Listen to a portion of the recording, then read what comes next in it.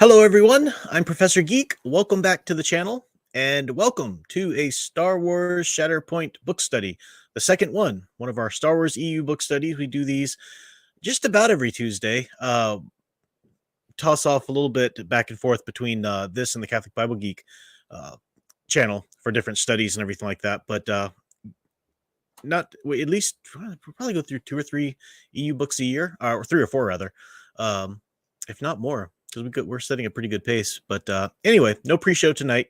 I did record a video earlier that I'll release tomorrow, so we're going to jump right into the study here in a moment.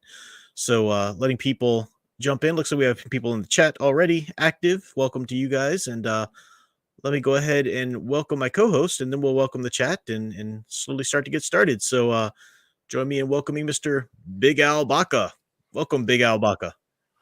He's a bad mother. Shut your mouth. I'm just talking about Mace. Yeah, really good chapters this week. It's interesting. It's getting good. Getting very good. Yeah, so, how's it been, sir? yeah, definitely getting into the dark nitty gritty apocalypse now feel going on in this novel. It's like yeah, it's journey into the deep darkness, looking for the crazed possible hopefully still ally. Don't know. Yeah, I've got some passages we'll read tonight. It's getting quite interesting. Welcome to Go Team Ghost Planet Forevermore. Awesome to see you there, my dear sound engravers with us. And Tom Spiegel, Darth Enigma, Anakin Solo. Looks like that's everybody active in the chat, but we've got more watching. So welcome to you all. Yeah, thanks. Go ahead. Has Go Team Ghost Planet Forevermore changed yet again? I thought it was just forever. Every week they seem to change their account and change their name and I don't know. We always know there's a Ghost Team Planet Ghost something or another in there. Yeah, so. I was like, we'll always recognize you. So, a little bit of recap from last week for those just joining in or tuning in. This is a novel that takes place during the Clone Wars. It's a Mace Windu novel. He has been sent out to his home planet of Harun Kal, which he was taken from as an infant, as most Jedi are, to be trained. But he did go back as a older child to learn the ways of his own native planet. And it's a jungle planet. He is one of the Baliwai, the natives there to the jungle. No, the Baliwai are the awful. I'm sorry, the thank you, Koronai. Yeah. Koronai and Baliwai are the foreigners. Yeah, Koronai is the native to the jungle. Because I love that name. Baliwai. Baliwai, yeah. It's a pretty brutal planet, jungle planet, but the Baliwai are the foreigners who come in and set up civilizations and whatnot, and colonization, pretty much, if you will. Now that the Clone Wars are going on, the Separatists have the Baliwai, who kind of run government on the planet, have thrown in with the Separatists because that helps them avoid some regulations and having to straighten up the way they do things. So the Republic, the Jedi Temple, sent out Jedi agents to try to galvanize resistance on different planets. And Depa Billaba, who was Mace's previous Padawan, was sent to Harun Kal, and she's been missing there for a while. Eventually, they get this message. A brutal slaying of this village has happened, and there's this message attached to it with Depa calling out to Mace, saying, I knew you'd come for me. You never should have sent me here. There's nothing more terrifying now than a Jedi gone sane, so it's creepy. And he does calling now, nothing is real.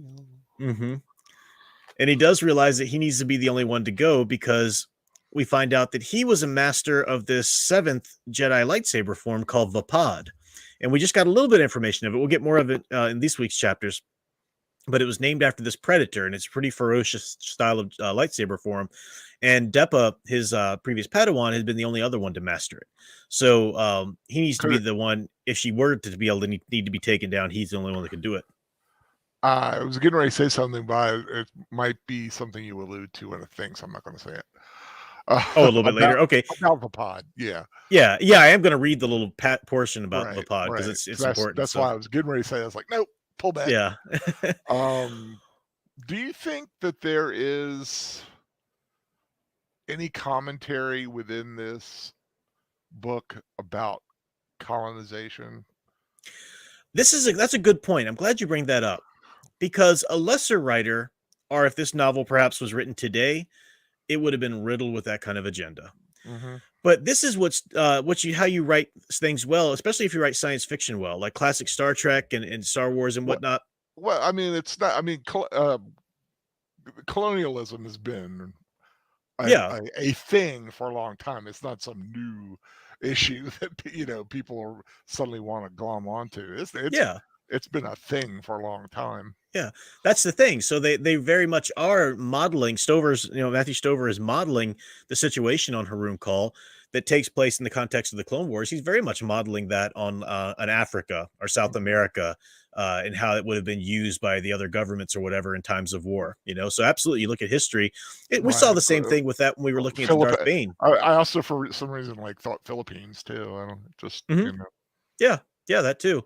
As you said, Apocalypse Now. I mean, it's very much apropos of that, yeah. and we saw that with the Darth Bane trilogy. How Drew Carpershin would go back and look at things through history and was likening it, to this and that. So you can do that, but you don't make it a message, a propaganda piece, Right. about it. Right. And yeah, it's very much so.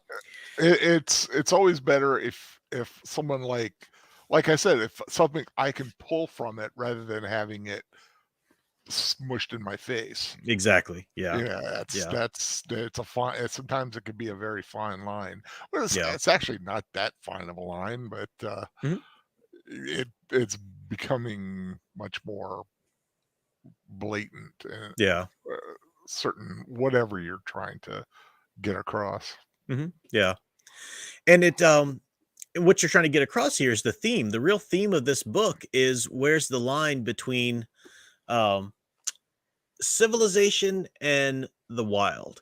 So you can look at that in a couple different ways, in your own self and Mhm.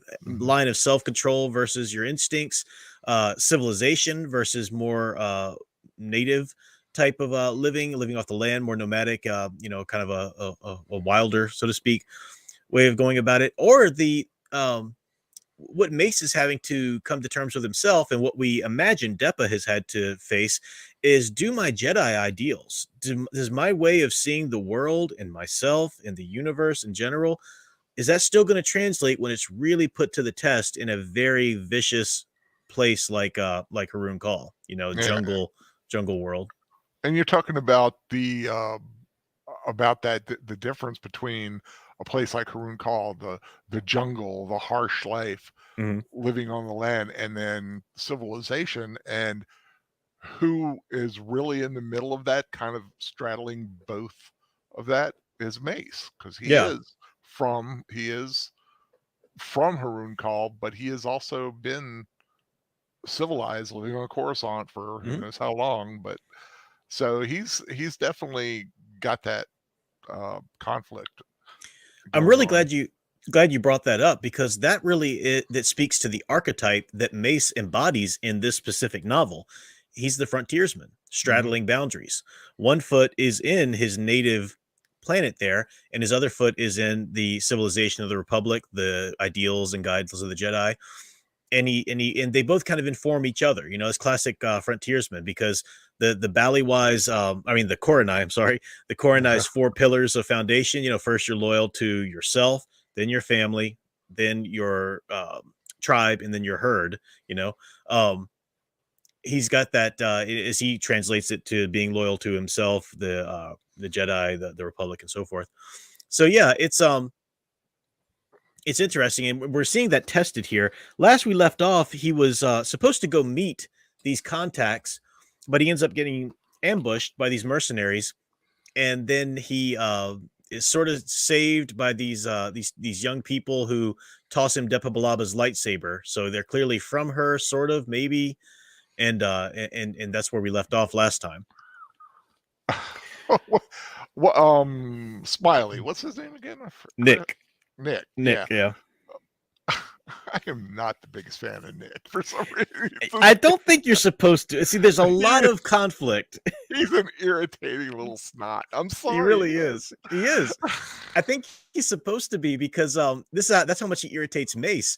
So Smiley is the one that kind of led Mace through in that alley and where these people were ambushing him, and Mace doesn't know, or you part of the people ambushing me or whatever. But he's also the one that threw him Depa Balaba's lightsaber when Mace's charge had been taken down because of the police Captain Vepton or whatever. So he meets these four young people, and they're all very irreverent, very they're part of the Coronai. They've been sent to take him to Depa.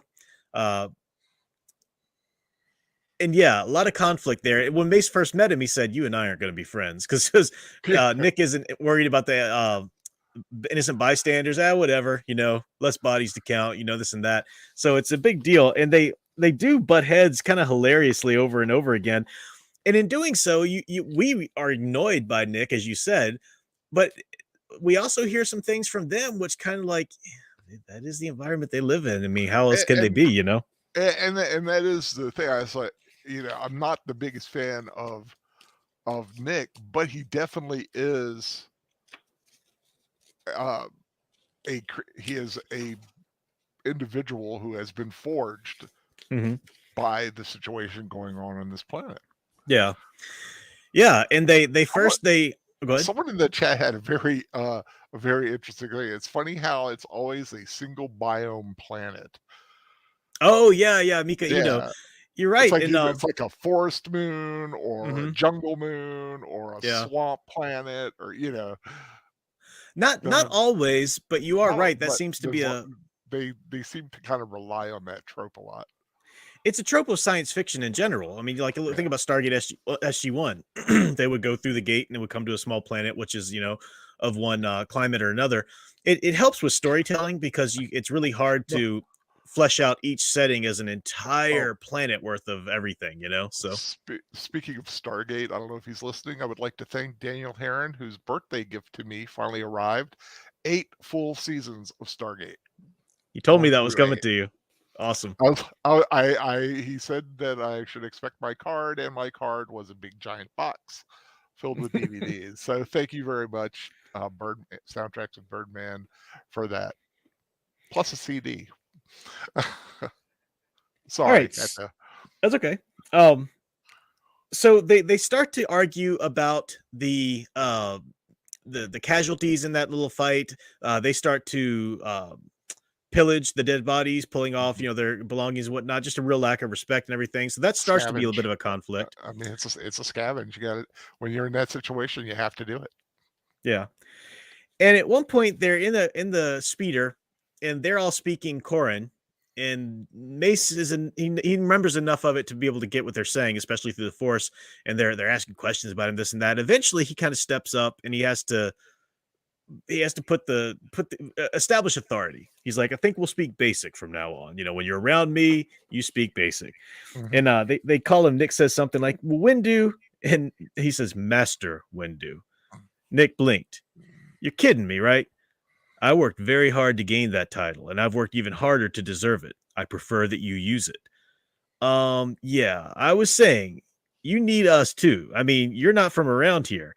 I was born on the north slope of grandfather's shoulder. Yeah, okay, sure. I know you're from here, but you're still not from here. You're from the galaxy. Nick's hands clutched as though he were trying to pull words from the air. Depa says, you know what Depa says? Master Balaba.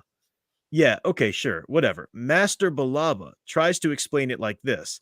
It's like, you live in the galaxy, the other galaxy. The other galaxy? Mace frowned. Go on. She says that you, all of you, the Jedi, the government, everybody, you're like from the galaxy of peace. You're from the galaxy where rules are rules and almost everybody plays along. Haroon Call, though, we're a whole different place, It's like the laws of physics are different. Not opposite, not up is down or black is white, nothing that simple, just different. So when you come here, you expect things to work a certain way, but they don't because things are different here. You understand? No, this is a lesson that Mace is having to start to learn. how different it is there, but how does he still not lose himself? Because apparently, and we don't know yet, we haven't met her, but seemingly Depa Balaba has lost herself here. Is he going to avoid doing that? And he's faced with this as they're working out finding her. Yeah. Also, you didn't mention it, but I think it was earlier. Another Nick is not like I said. He's not the most likable guy, and doesn't exactly fall in Mace's um, kind graces, Good graces, yeah. especially when he points a weapon at him and fires it just to prove that it's not going to work. Yeah, to prove that the Because the planet's affected. fungus and everything. Yeah, the Yeah. spores kind of eat away at the thing.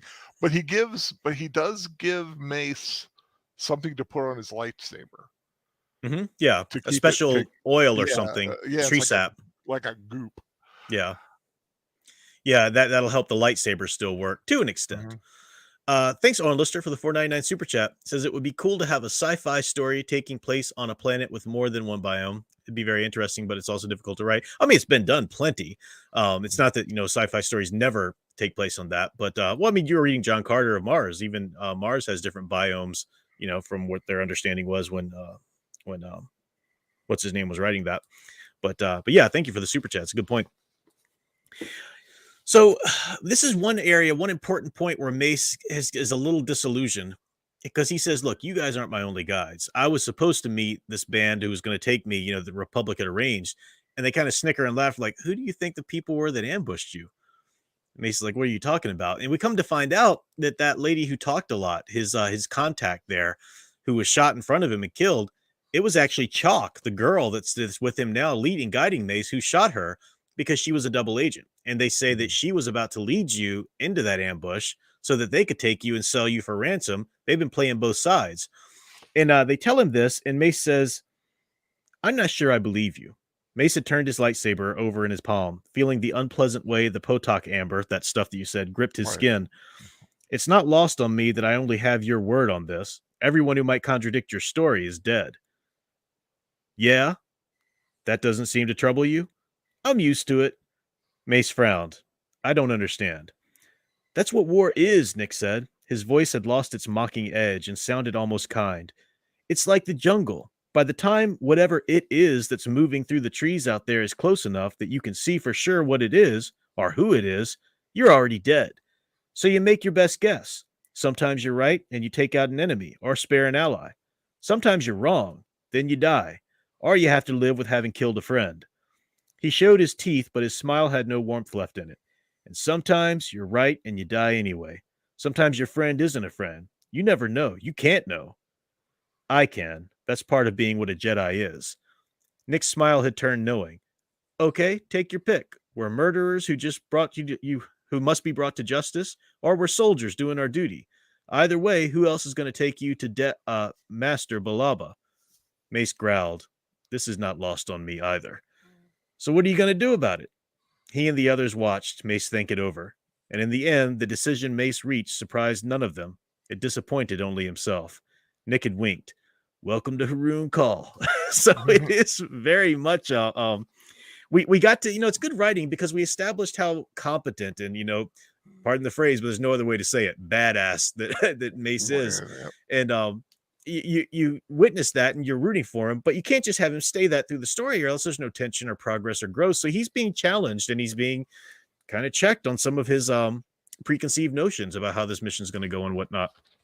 Well, he himself talks about that he's basically just been on Coruscant.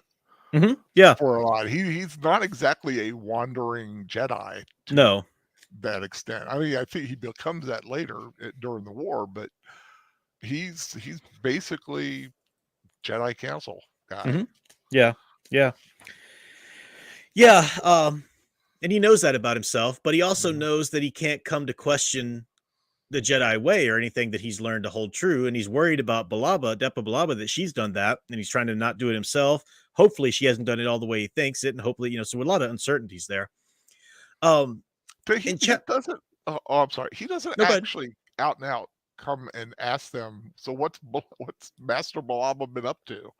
He can't bring himself to. He's scared what they might say. It's like, I don't know if he would try to read them when they talk about her or Mhm. what, but Yeah, there's a number of times when they'll say something and he's like, he wanted to ask if they'd heard that from Deppa, but he couldn't bring himself to do it yet. yeah. I think part of it is, as the father, because she's his kind of daughter figure and he's the father figure to her, he's afraid of learning any truth that might hurt. I think on the other hand, too, he's really wanting to give her a fair hearing. So he like wants to meet her first to get it all from her straight. So yeah, it's a good point. Chapter 4 is an interesting chapter because we do learn a lot and some things happen, but it's still in the overall outline of the novel, it's just them traveling through the jungle to where they need to be. So how do you make that interesting? Well, you do it by packing it full of action like we have here and continuing the character progression. Even if the plot progression overall doesn't advance that much, character progression should advance. So it's a good little writing tip. They are going through the jungle, and we talked about Nick that he's with. Nick's sort of the leader. They're all young. Vesh is a female who's very stoic, very, hard nosed. Then You mean there's two brothers, chalk, Vesh. chalk. I'm sorry, Chalk. Yeah. Lesh and Vesh are the two brothers. Yeah. Chalk is the woman. Lesh and Vesh are the two brothers, and Vesh is mute. The Ballywai had captured him once and cut out his tongue, so he's mute. So these are four individuals leading him there. Chalk, the girl, is leading them through the jungle. She's very in tune with the forest. Remember that the Koronai are force sensitive, and they have a different understanding of the forest. They call it just the jungle. The jungle is what they call the forest. They're very in tune with it. There's certain beasts here that we'll meet in a little bit who are force sensitive that help their way of life. We'll talk about that in a second too. Mhm. Um, next part I wanted to bring here. But yeah, I was kind of liking the group that he's got there, except for Nick. Mhm. But sadly, well, we'll get there. They do come to meet. Man, what a way to go! Yeah, we'll talk about that. They come to meet these animals that have been prepared and hidden for them there. So they have some grassers. Now, grassers are these. They have multiple limbs and they can walk upright, but also on fours as well. These are cattle-like animals. They eat the jungle. They eat the plants. They clear the Koronai use them to clear the paths so they can actually grow crops and whatnot. But they're just basically cattle. They're defenseless. They can be ridden and whatnot. So they have these ack dogs, and I'll give you a description of them in a second, who surround the grassers, and they're force sensitive. They're bonded with the Koronai. Each Koronai will have their own ack dog, and they can kind of. But the ack dogs are ferocious. They're raised on a volcano.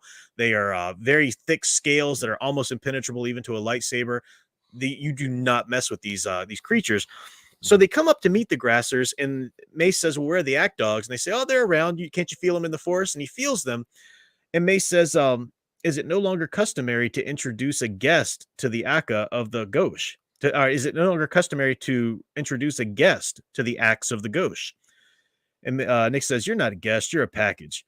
He slid abrasive growed on its holster and beside the saddle. "Mount up. Let's get out of here," because they're getting on the grassers to go. Without even understanding why he did it, Mace moved away into the middle of the gap. One breath composed his mind. The next expressed his nature into the force around him. Jedi serenity balancing buried temper, devotion to peace, tipping the scales against a guilty pleasure in fighting. Nothing was hidden here. Light and dark, pure and corrupt, hope, fear, pride, and humility. He offered up everything that made him who he was with a friendly smile, lowered eyes, and hands open at his sides. Then he sent rippling through the forest the call he'd been taught 35 years before. And he got an answer. Slipping through the walls of the gap, measured tread blending seamlessly with wind rustle and fly buzz, horned reptoid heads, questing lidless oval eyes of gleaming black. "Windu!" hissed from Nick. "Don't move!" Triangular fangs scissored along each other's jaws that could crush Durasteel, worked and chewed.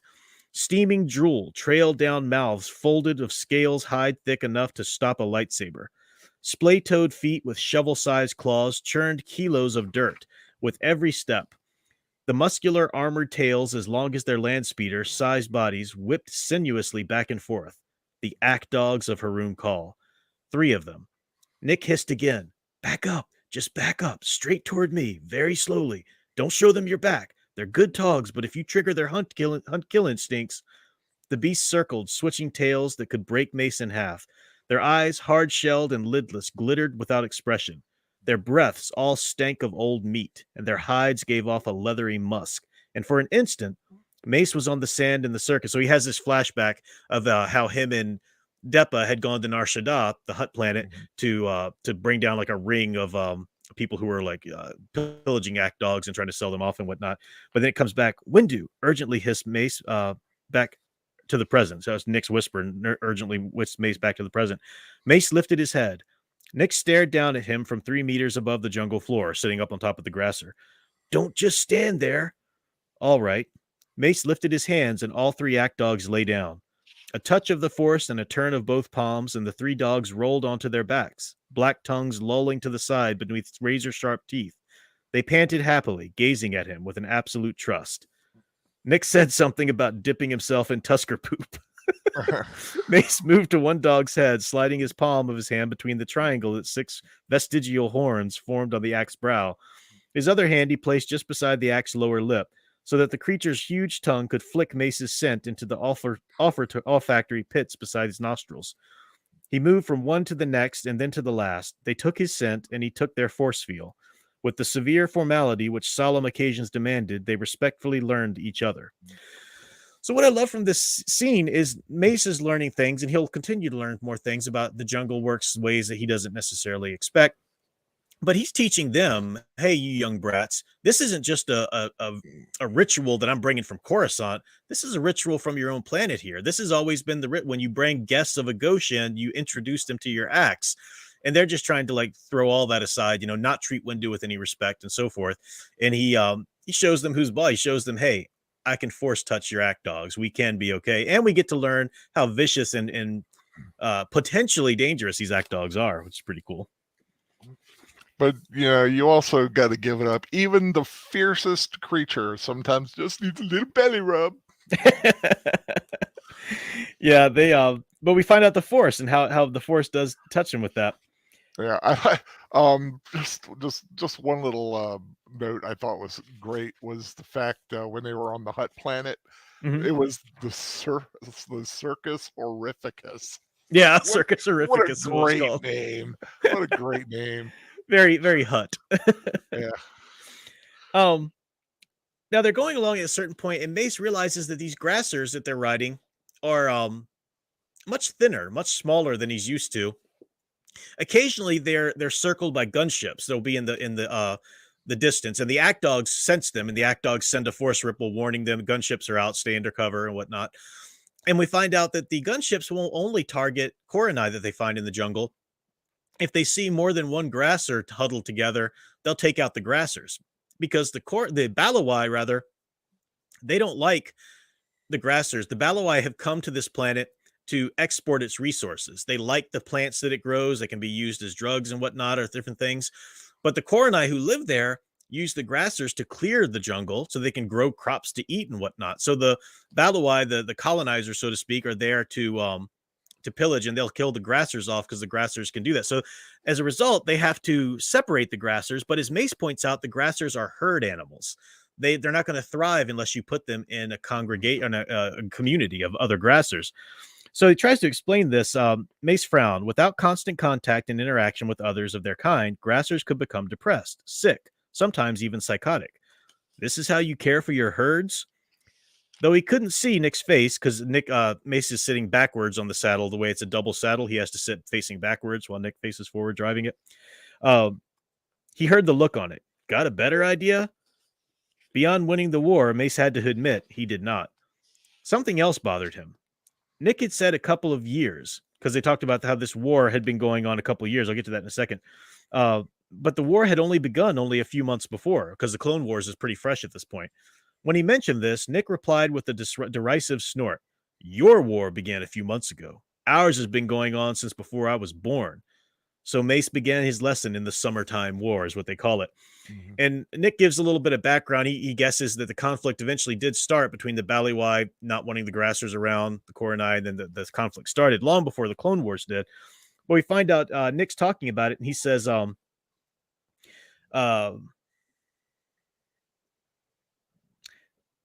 of Depa's dazzling success was now explained. Mace realized she didn't have to create a guerrilla army. She found one ready-made, blooded and hungry. This Clone War of yours, says Nick, who cares? You think anybody on Haroon Call gives a handful of snot who rules on Coruscant? We kill Seppies, the name they have for the Separatists. We kill Seppies because they give weapons and supplies to the Balawai. The Balawai support the Seppies because they get stuff like those gunships. For free, too. They used to have to buy them and ship them in from Opari. You follow? This is our war, Master Windu. Nick shook his head in amused contempt. You guys are just passing through. So again, it's another, very much like you said, colonization, whatever. Like think about World War II or Vietnam era or whatever, when bigger countries fighting specific conflicts like World War II, Vietnam, Korean War, or whatever, would go into some of these places, had already been having their own conflicts for ages. And now other countries are just worried about them as they pertain to the greater conflict. But the people living there, this has been our way of life for ages, So it's very similar to that kind of thing. Also getting a little cattlemen versus the sheep herders on during the Old West period. Oh yeah. Because the sheep herders, the sheep would rip the grass out by the root, whereas the cattle would just chew it, munch it would grow back. So the sheep were actually destroying grassland, and the cattlemen didn't like that. Yeah. I want to continue with Nick, what he says in this scene, because it gets to more of our theme. Remember our theme of how you survive and what's the difference between self-control, our civilization, and the wild or the native instinct. Mace says to Nick, you make it all sound fun. Almost, Nick grinned down at him. It's the most fun you can have while you're sober. And you don't really have to be all that sober. Look at Lesh. Lesh is the one who would chew on this root that gives him hypnotic abilities. I admit I don't know a lot about war, but I know it's not a game. This is Mace. Sure it is. You keep your score by body count. That's revolting. Nick shrugged. Hey, I've lost friends, people who are as much family to me as anyone can be. But if you let anger chew you up inside, you're just going to do something stupid and get yourself killed, maybe along with other people you care about. And fear is just as bad. Too cautious gets people just as dead as too bold. Your answer is to pretend it's fun? Nick grinned, turned sly. You don't pretend anything. You have to let it be fun. You have to find that part of yourself that likes it. The Jedi have a name for that. Yeah? Mace nodded. It's called the dark side. And I wanted to read that because it's going to come back to us here in a second with another thing. But again, that internal conflict, self-control versus, and in a lot of this is a lot of religions too. I mean, certainly in the Christian religion as it is other, the battle between self-denial and celebrating your own instincts and appetites, for the sake of survival. You got all this kind of philosophy reasoning back and forth on it. Mace does have certain gear that he's brought with him. He's got this really cool little clip tent that he can like click a button on and it opens up, into a nice little, somewhat of a tent. He's got certain things with him, his clothing, his gear, that he slowly loses throughout these chapters, and it kind of slowly becomes more Coronai himself. Stripping away the civilized world. Yeah. I'm not really going to go into the details here, Al. You can if you want, or if you want to stop me, but they do come across some corpses. They come across some tuskers falling into traps. They come across just the jungle's brutality, real brutality of the jungle here and there. And Nick tells him at one point, he says, you can't look at the jungle because Mace says something about the jungle can be brutal or something like that. And Nick is like, no, you can't personify the jungle. The jungle just is. It's not good. It's not bad. It just is. That's a Ballywy thing to come in and say the jungle did this. The jungle did that. Mm-hmm. And again, having to just appropriate for yourself that kind of acceptance of reality to live in this environment. Yeah. And once again, Mace showing his civilized side. He wants to bury them. Mm-hmm. The corpses he comes across or burn them, and they're like, we need to get out of here. We can't stand still, or worse, draw attention by setting a fire like that. Yeah. So this one night, Lesh, the one who chews this root that is like a LSD kind of thing or whatever, peeks into Mace's tent. And starts talking to him kind of out of his mind. And Mace is like, is he about to threaten me? What's going on here? This was creepy. Yeah, I'm going to read a little bit of what's going on here. Barely a murmur. Why here, Windu? You come here, why? And again, that's just showing how different their accents are of speaking basic, which is very reminiscent of people from certain African cultures or whatever learning English. Uh, what want here you? Come to take her away from us, you? Said you would, she. His voice was blurry with the drug and with a childlike, weepy puzzlement, as though he suspected Mace might break his favorite toy. Lesh, Mitch pitched his voice deep, calm, assured as a father. You have to leave my tent, Lesh. We can talk about this in the morning. Think you can, huh? Think you can? His voice thinned, a shot strangled to a whisper. Now Mace smelled machine oil and Portac amber. He was armed. Don't understand yet, you, but find out you will. Mace reached into the force. He could feel him, crouched by Mace's ankle. Mace's bedroll was pinned beneath his boots, a less than ideal combat position. Lesh, Mace added the force to his voice, you want to leave now. We'll talk in the morning. What morning? Morning for you? Morning for me? Mace couldn't tell if he was saying morning, M-O-R-N-I-G, or morning, M-O-U-R-N-I-N-G. Something was still strong enough, even in Lesh's thistle-addled mind, that he could resist Mace's force-pushed order. Don't know anything, you. His voice went thicker, hitching as if he wasn't breathing well. But teach you, Will Carr. What you do, he knows. Teach you, Will the Axe. Wait and see. Carr? There had been a Carr Vaster named in several of Deppa's reports. His name had come up as a particularly capable leader of a commando squad, independent or semi-independent. Mace was unclear on the ULF's command structure, but Lesh breathed the name with a sort of superstitious awe. And he said the axe are axe. Axe dogs are an axe, like you get the axe. Lesh, you have to go now. Questions notwithstanding, Mace was not so foolish as to engage a bark-drunk man in conversation. Think you know her? Think she's yours? Teach you better, maybe. Live long enough to learn you? Maybe not. That was enough of a threat for a flick of the force to bring his lightsaber to his hand. The sizzling flare of its blade cast purple, fringed shadows, but Lesh was not attacking. He hadn't moved. His rifle was tucked crosswise into his lap. Tears streamed down his face. That was the blur in his voice. That was the thick hitch. He was crying, silently. Lesh, Mace began in astonishment. What's the mat? He stopped himself, because Lesh was still bark drunk, and Mace was still not a fool. Instead, he offered a hand towel from his kit bag. Here, wipe your face. Lesh took it and smeared the streaks below his eyes. He stared down at the towel and knotted it between his fists. Windu? No. Mace held out his hand for the towel. We'll talk in the morning, after you sober up. Lesh nodded and sniffed against the back of his fist. With one last beseeching look at Mace, he was gone. The night rolled on, slow and sleepless. Meditation offered less rest than sleep, but no dreams. Not a bad bargain. In the morning, when he asked Lesh if he still wanted to talk, Lesh pretended he didn't know what Mace meant. Mace watched his back as he walked away, and a flash of force intuition took him and shook him, and he knew by nightfall Lesh would be dead. Really creepy. Creepy, but also very sad.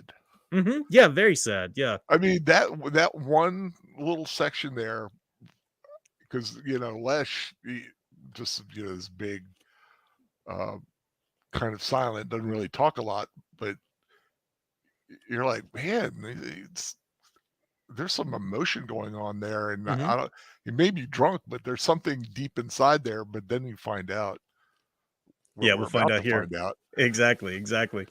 Owen Lister, thank you very much, sir. Another $4.99 super chat says, this is basically Apocalypse Now with a Star Wars twist. You're absolutely right. And I know Apocalypse Now, and I've never read the whole thing all the way through. I've read parts of it in some survey lit classes. Saw the movie ages ago, so I'm not an expert on it, but I bet there's probably some specific references here and there, because it is a close enough link, and kind of like we've seen in other Star Wars EU books, they'll reference other great works or whatever. So yeah, good point. So as they're getting going the next morning, suddenly they hear gunships again, and they hear a call out. Lesh has fallen from his grasser.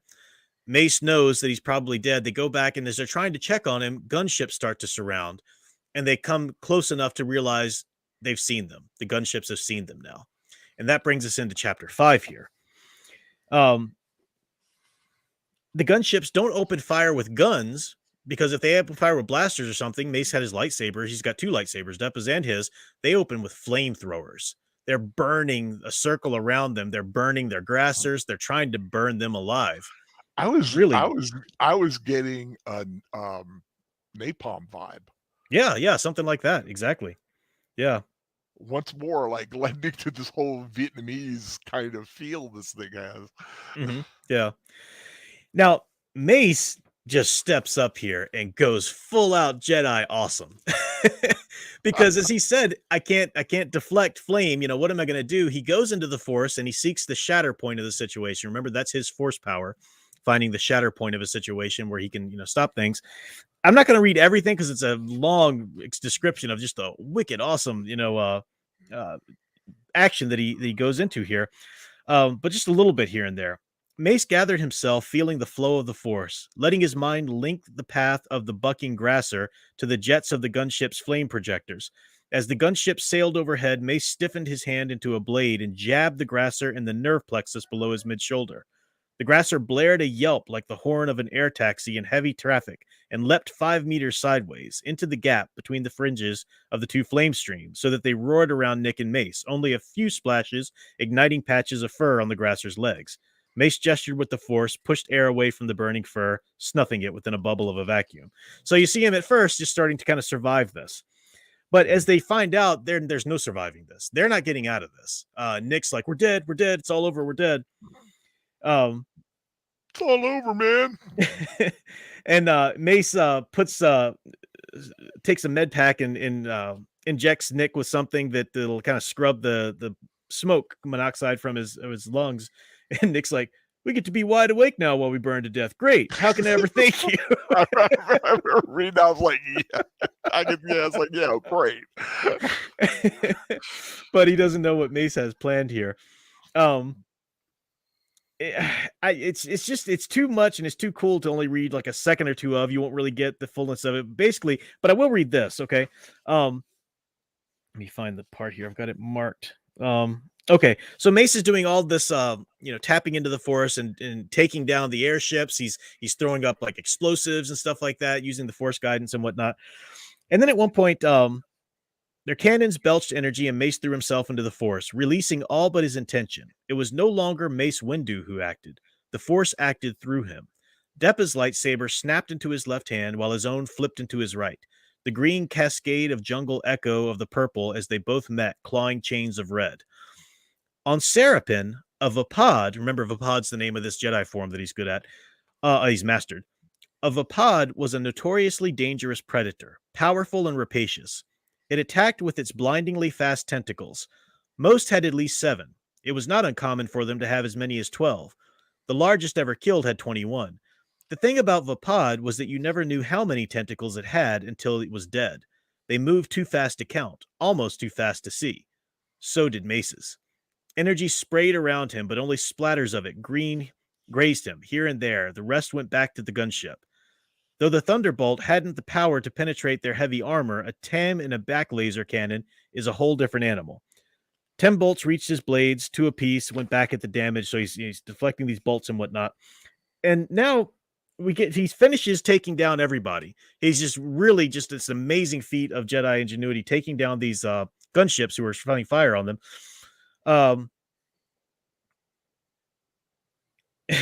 One of the forward meters down the slope. Mace thought, and now for my next trick. He released the over-under, extended his hands both. That's not the part I was reading. Okay, yeah. He watched them go, frowning. So he's the gunships turn. Some of them turn and flee. He watched them go, frowning. He felt oddly unhappy. This had been strange, uncomfortable. His rigorous self-honesty wouldn't allow him to deny the actual word that described the feeling.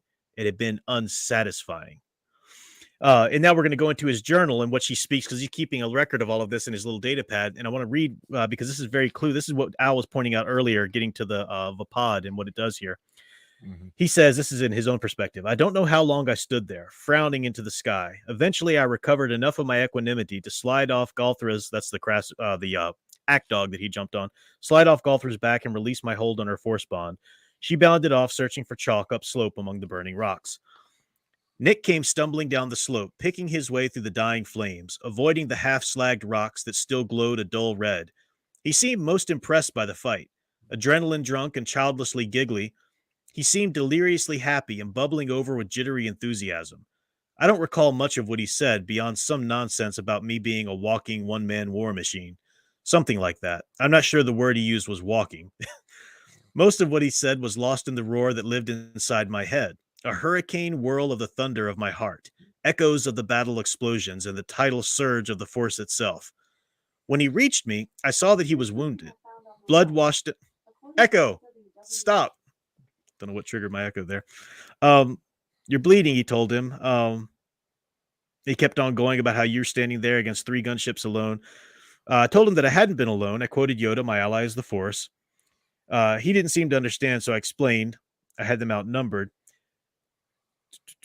I had a sudden. All right, so here we go. Nick followed my gaze and said, "Yeah, I know you feel shame. I know what you feel. Shame you couldn't roast all 3, huh?" How I feel? I rounded on him. How I feel? I had a sudden urge to punch him. An urge so powerful, an effort to restrain it left me gasping. I needed to punch him in the face, to feel my fist shatter his jaw, to make him shut up, to make him not look at me. The understanding in his voice, the knowledge in his cold blue eyes, I wanted to hit him because he was right. He did know how I felt. It was an ugly shock. As he said, I'd wanted to destroy those other gunships too. I wanted to rip them out of the sky and watch them burn. No thought of the lives I'd already taken in the first gunship. No thought of the lives I would take in the other 2. In the force, I reached out toward the burning wreckage of the ridge faced above, searching among the flames for what I can't say. I'd like to think I was feeling for survivors, checking to see if there were people merely wounded who might be saved from the wreckage, but I cannot honestly say that is true. I might have just wanted to feel them burn. I honestly can't say I'm sorry the way the fight turned out. Though I took their lives in self-defense and defense of others, neither I nor those I defended are innocents. Cannot honestly claim that my Koran companions are more deserving of life than they were. Remember in the last week, we got to the point where he realized an ambush was about to happen. He's like, finally, on all this talking and espionage, now we're just here for a good butt whooping.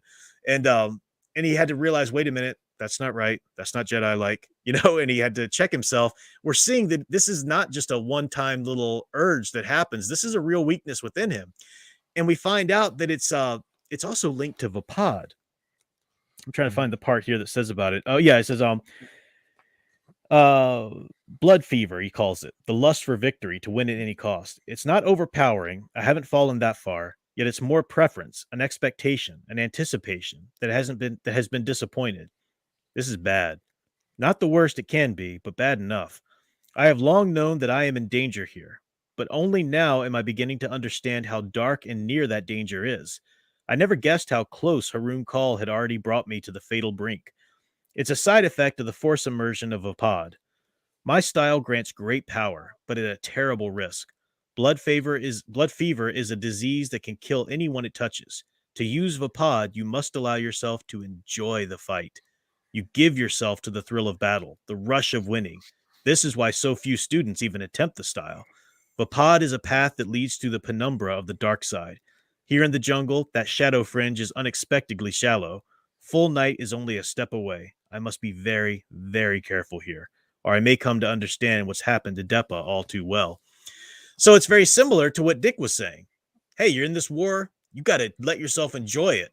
And that's something that Mace knows all too well because that's his lightsaber form. It's a weakness within him. It's already a line he's trying to walk, and the jungle's going to push it to the max. It's really, really pretty good stuff here. Because we already know that he loves to fight. Yeah. It's just part of him. But there's also right as they're going through all this with the fire and everything, I love this one. It's just a quick little thing. It's like, what do we have that can punch through that armor? And he goes, nothing. So what exactly do you think you're going to do? Mace said, win. Yeah, exactly. It's like, win. That's all. Yeah. I love that. Looking a little bit here in the chat. Commander Rex, no, I'm not on Discord. I don't have a Discord. It's really confusing. I know some people like it, not for me. Owen Lister says, but thanks for asking though. Owen Lister says, Nick, you're bleeding, Mace, I ain't got time to Got bleed. time to bleed. Darth Enigma says no modern content. Oh, DC, Marvel, or Star Wars put me in the feels the same as this and older stories do. I agree. It's deep. Now, talking about some feels here. Whoa, we're coming next. Al, you had mentioned this a little bit. Do you want to explain it, or you want me to? They go to Oh, find Lesh, and he's yeah, dying, but not because of a wound not necessarily. because of any wound or anything.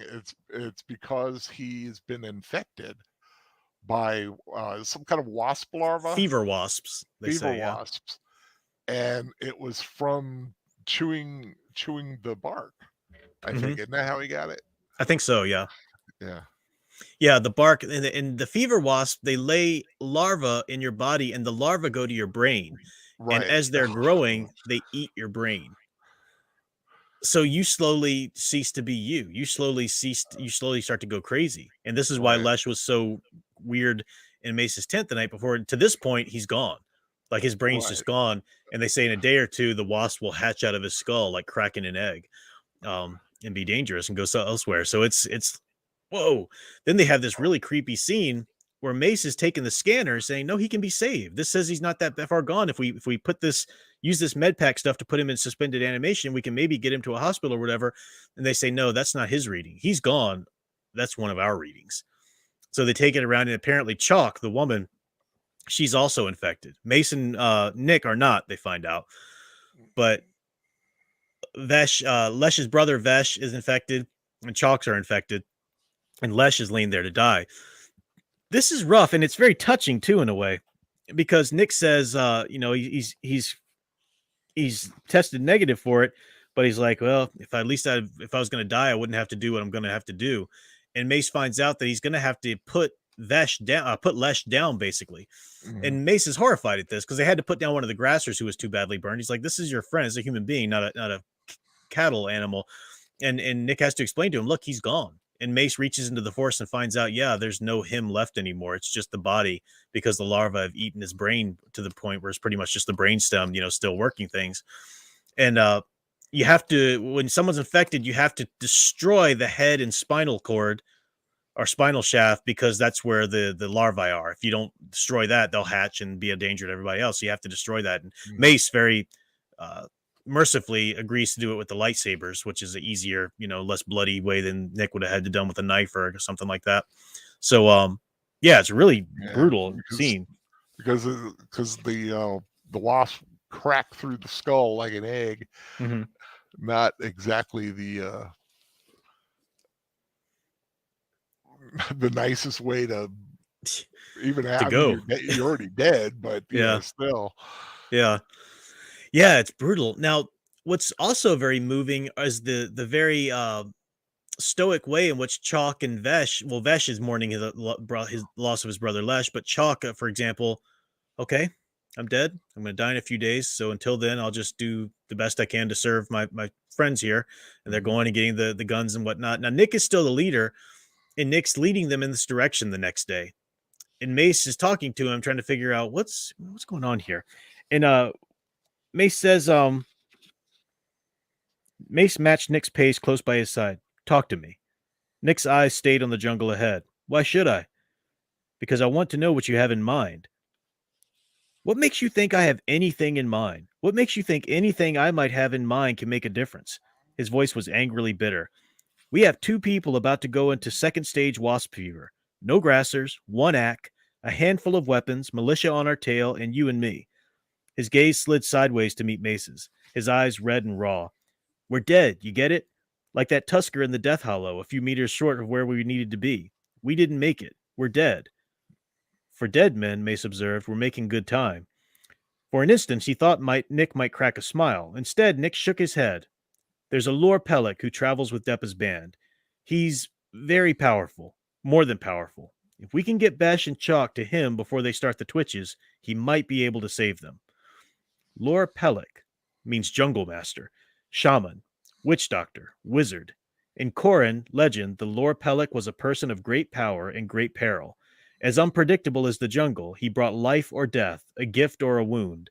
In some stories, a Lore Pellic was not a being at all, but was rather a Pelikotan incarnate. Pelikotan is the name for the jungle itself, the avatar of the jungle mind. Mace made a connection. Carvaster. Nick goggled at him. How'd you even know that? How'd you know his name? How long before we reached them? Nick trudged on a few paces before he answered. If he still had grassers and so forth. You find out that Nick is going toward a settlement, a Balawai settlement, where they have communications. And even though the Core and I don't use communications, they still monitor them. So if they can make it to this settlement that's nearby and use their communications, they could maybe call in Carvaster, the Lore Pelik, this shaman of their team there, of their Gauche. And Mace says, these are Balawai. They're just going to let us use their communications array. And Nick's like, if you ask nicely. And Mace has to say, look, I'm not going to let you kill civilians. And Nick says, don't worry, no one's civilian out here. So it's you see an impending conflict coming here with, Mace isn't going to let him kill these people, but at the same time, they do need to use their communications to save Chalk and Vesh. It's so and we get the hint of this character, this mysterious Carvaster, this Lore Pelik, who's a really crazy character. We'll get here soon in the next chapter or so. No need to scorch your scalp over that one. Out here, civilians are a myth. Yeah. Owen Lister, you are very generous tonight, sir. Thank you very much. $9.99 super chat. You're the man. It says, Star Wars is family friendly, they said. Just a franchise with space wizards intended for children, they said. But no, now we have a character die from a space wasp because he was doing drugs like a crackhead. That's the cool thing about the EU. It stands for expanded universe, and it's a great point. Thank you very much for the comment there. Owen, it's a good point when people say, oh, it's just a kiddie thing. The EU expanded the Star Wars universe so that, as you know, how we did the horror novel at one point. Mm-hmm. We did all these different novels. It's kind of like the MCU. It used to have plays on the superhero genre. Ant-Man was a heist film. Winter Soldier was a spy film, and so forth. Yeah, you can do that. You can play with the genres, and the EU does that nicely. But at the same time, none of the books, even the ones that are going pretty into dark subject matter, like this one, sort of Apocalypse Now, or like Red Harvest did or whatever, they never switched the overall philosophy of the Star Wars universe, which is light side is good. It's always to be chosen. It's worth it to be chosen. You always fight for the good. It never dips into nihilism. You never have a book coming along. It's like, is it though? No, you might question that, but the answer is yes. That's the Star Wars universe. Nothing. What's the word I'm looking for? Contradicts that. Yeah. Yeah, good stuff. Did you have anything to say about the end of that chapter, Al, that I didn't mention, or? Oh no, you got it. Yeah. It's just so good. I like. I was just thinking. I was looking at the issue here. Let me oh, this is what I do. Just make us the cover of the novel here. You see, it's Mace there in the jungle, and behind him there is Deppa's face, kind of looking out at him. Now she's not literally there watching him right now, but she's calling him out to him, and it's her. It's as his sort of surrogate daughter. His old Padawan. He feels very fatherly toward her. She's kind of his legacy in a way. And his legacy has been threatened, or has been taken over by the dark side as he sees it, or as he hopes not, or whatever. He has to go there to retrieve his daughter, this woman he cares about, but also his legacy. His if he can't maintain his worldviews in this environment, then he has to question who he is. But also, if he can't save Deppa, he might have to question that, because he taught her. She's his legacy, so to speak. It's really good setup here. You see in the themes built, really deep stuff. It's a wonderful story so far. I mean, are you still really digging it, Al? Oh yeah. Yeah.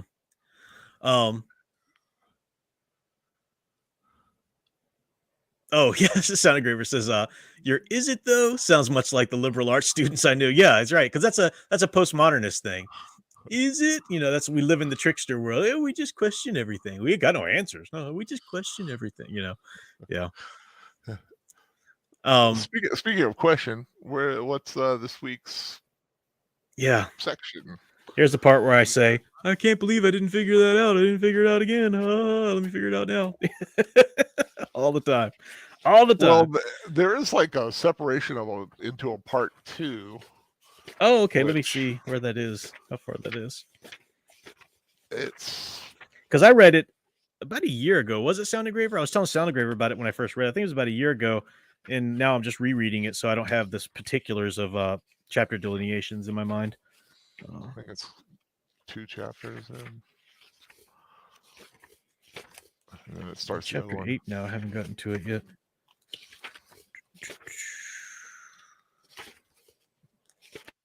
Yeah, okay. So the end of chapter 8. So we could read 6, 7, 8. That's 3 more chapters. That'll take us to the end of book 1 or part 1.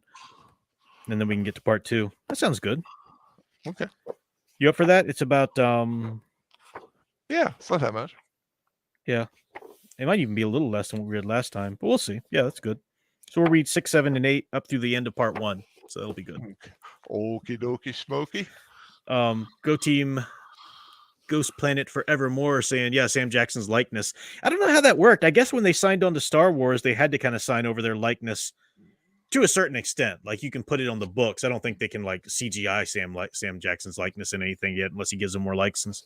Because that's what with Luke, like they were using Luke Skywalker on book covers all over, but he just recently had to give them his likeness.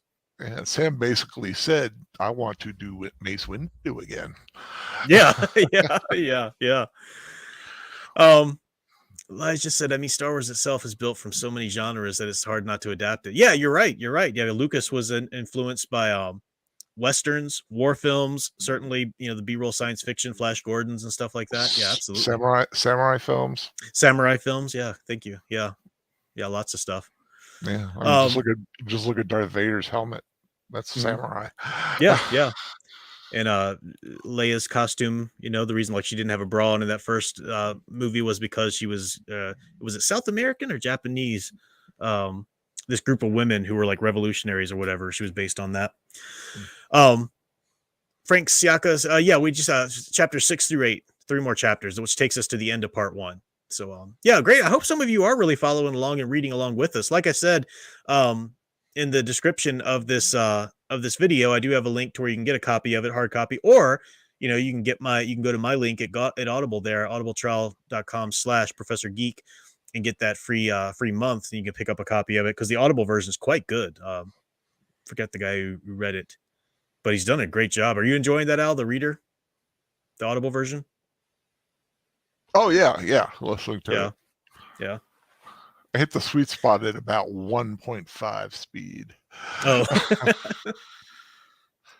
Because it goes too slow, it seems, if I do it at regular speed.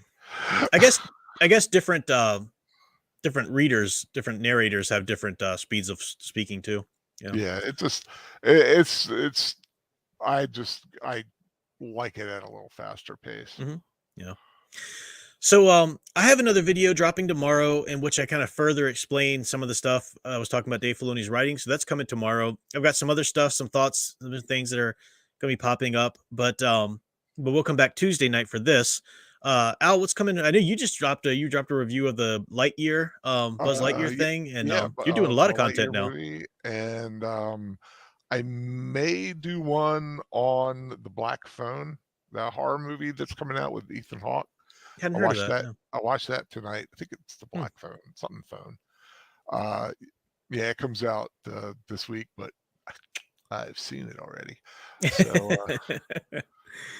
very good. I might do a quick. It'd be just a quick little opinion ramble thing. Yeah, not worth a big write up.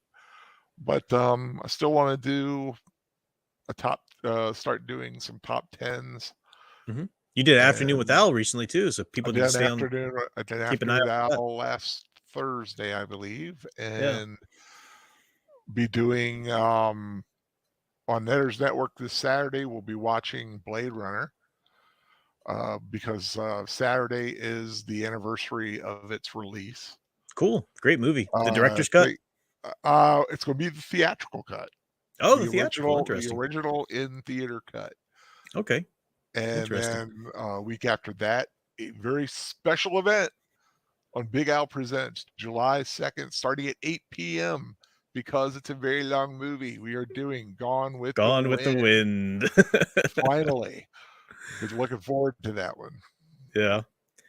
Yeah. So lots of stuff coming up there on Al's channel and the Yeah, rewatches and whatnot. But July is a good month. Got some good films in July. Gone with the mhm, Wind, Casablanca, and Day the Earth Stood Still. yeah. And of course, Monday night, Sound Engraver will be back for her Monday night live stream. She's gonna be talking about Isaac Asimov, and Foundation. Really good. She got some good thoughts on that. That's been one of her favorites, so it'll be fun to tune into.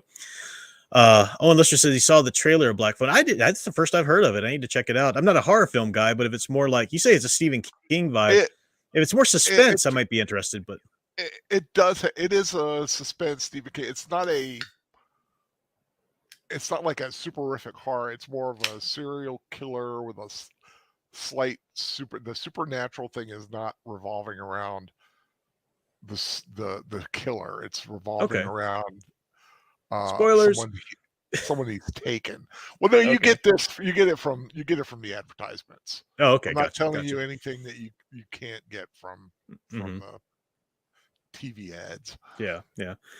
So, yeah, I'll just check out the trailer. Who knows? But that's it for us then, folks. Thanks for tuning in with us this week. Got a good crowd here, and like I said, more stuff to come on the channel. Any last words, Al? No, just like to thank everybody for dropping by, and once again, thanks to Daniel Heron, the Birdman, He'll probably for catch a replay. for the present. It was awesome. Yeah, cool. All right, folks. Till next time, keep enjoying and digging deeper into the hero stories you love. Thanks for watching. I'm just talking about Mace.